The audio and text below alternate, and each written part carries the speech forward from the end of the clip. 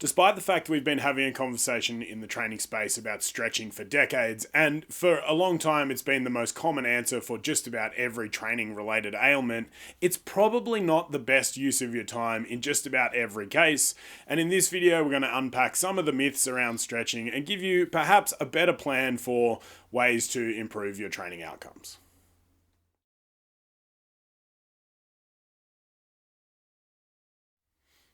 When we're talking about stretching in a training context, most people are referring to long duration static stretching. What that means is you're finding a position of stretch and then holding that position for anywhere from 15 to 30 seconds or a minute and beyond.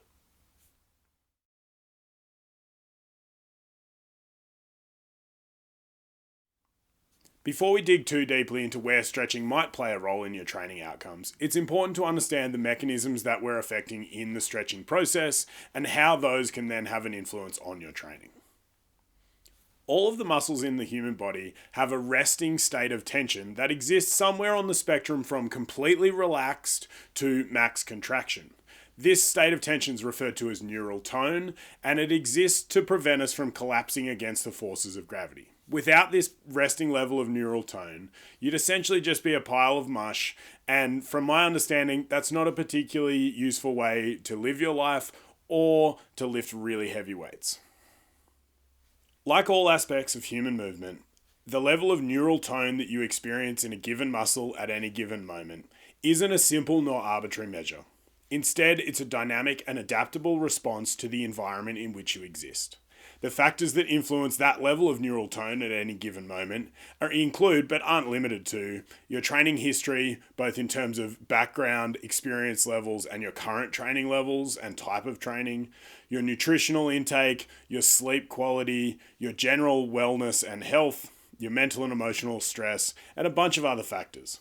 Nothing about this process is simple, and there are a multitude of things that are going to change the level of tone that you experience at any given point. In the case of static stretching, generally what you're doing is taking a muscle or group of muscles into a position that is under tension, generally just with your body weight, and then holding that position against the initial somewhat unpleasant sensation of stretching. Often, with time and generally some dedicated breathing, what you'll find is that sensation reduces and you're able to push further into that position. Now, for a long time, the narrative around this has been that what we're doing with static stretching is lengthening the muscles. The reality is that's definitely not how it works, because the amount of force you would need to physically lengthen a muscle is astronomical and really not achievable in an environment where you're using your body weight and maybe a couch or some other fixed object. In training, we talk about the shortened or lengthened positions when referencing different exercises and the way they train muscles, but in that case, we're not looking at the absolute length, and instead we're looking at the position of the muscle and the level of stretch it has relative to its resting position. So you can think about a bicep being in the lengthened position when your arm is straight and the shortened position when your arm is bent, because the middle position of your bicep, or its resting length, is somewhere in there. And so then describing that relative change is what we're talking about. We're not talking about physically lengthening the bicep, because it's realistically not actually that possible. Given we've established that the effects of static stretching aren't physical, in that we're not actually lengthening the muscles in question, what we're looking at is primarily a neural effect. That means we're providing a sensation to the brain that changes your experience of the tension in the muscle. And what that means is that those changes are ultimately temporary. That initial feeling of increased range of motion that you get from static stretching is really just your brain having a better map for what is considered a safe position. That unpleasant feeling of stretch or tension that you get when you start stretching is a protective mechanism that your brain is using to prevent you from going beyond ranges that you are capable of handling, and ultimately to keep you safe. The range of motion that your brain deems safe, and thus the point at which it engages that level of tension, that sensation of stretching, isn't arbitrary. It's not the same for everyone, and it's not static. Ultimately, it's your brain's best prediction of what's to come based on what it's experienced in the past and the positions that it's been exposed to.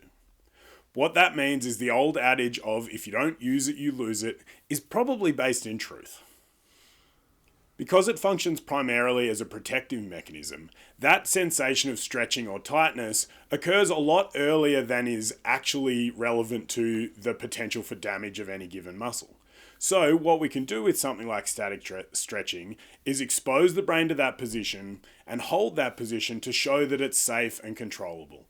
Then that's where you'll then see that short and temporary increase in the range of motion that you have available. But if you're not regularly exposing yourself to those positions, those changes remain temporary, and like a lot of people, you'll end up constantly stretching your hips with no actual change in the range of motion you have available. We've all seen a toddler who first learns to walk squat down into the perfect squat and felt a little bit jealous of the fact that sometimes it takes us 45 minutes to be able to achieve depth with a barbell on our back.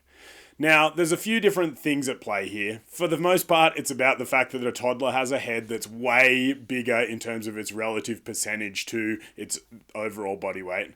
But also, that child was born with the ability to have full range of motion at all of its joints.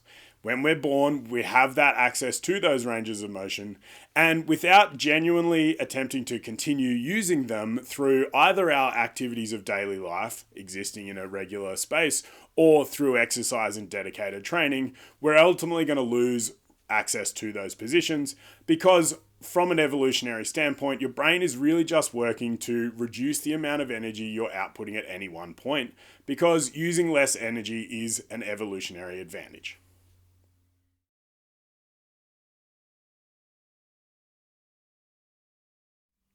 In order to establish where stretching might be put into an effective training program, we need to look at some of the reasons you might be stretching.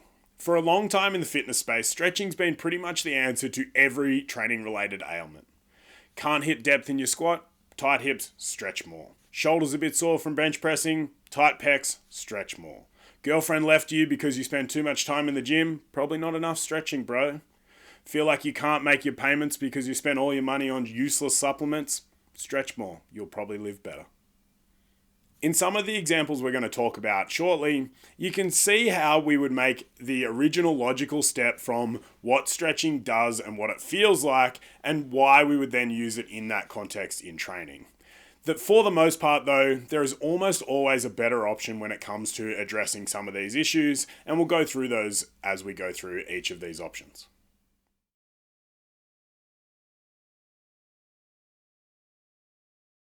Static stretching before training or as part of a warm-up might seem like a good idea at first because in most cases you'll arrive at the gym feeling a bit stiff and sore, having maybe sat all day in your desk at work. But the reality is that what you're going to do in those scenarios is at best nothing, and at worst potentially increase your risk of injury and decrease your performance output in that training session. In almost all areas of physical performance, from strength to endurance, and full power stuff and everything in between, static stretching before the activity is probably the worst option you could do. When it comes to a good warm-up for training, we need something to increase your heart rate and increase your blood flow. Simple cardio is often the best option for that. And then, in most cases in the lifting space, lighter sets of your main work for the day are the most appropriate warm-up.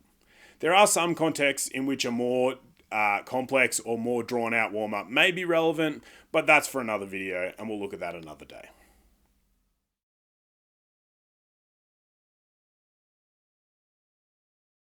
On first glance, stretching to improve your recovery or reduce soreness after training seems like a logical approach. We've all had some experience of stiffness or soreness in training, done a little bit of half-hearted stretching and felt a little bit better. So it seems like maybe that's a useful option. The reality is, in terms of recovering from training, the most effective tools will always be the management of the load, i.e. the amount of training you're doing and ensuring you're not doing too much for your ability to recover.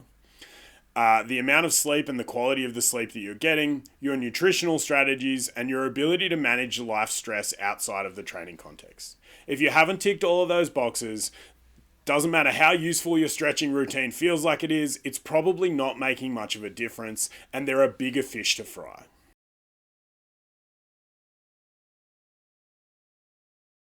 Given we've already established that the changes of range of motion at a joint that you experience after a bout of static stretching are really just temporary changes, stretching to improve your mobility probably isn't the answer.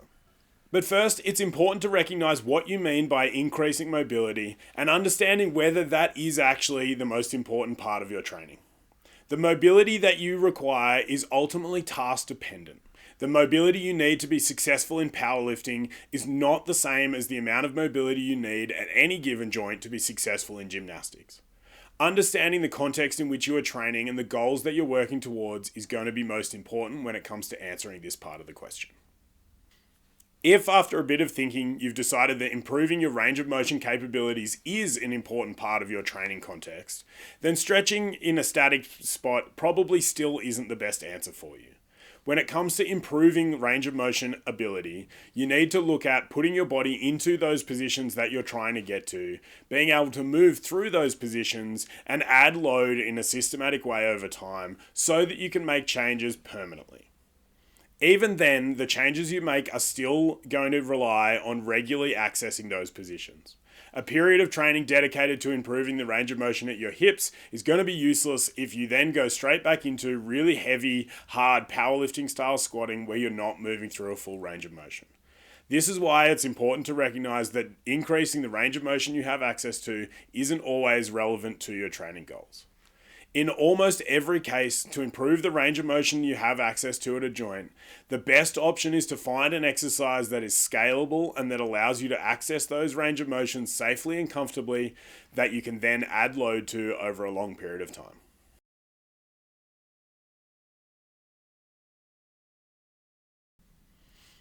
If you've got this far into the video and you still really love the idea of stretching because it makes you feel good and you enjoy doing it, then please continue.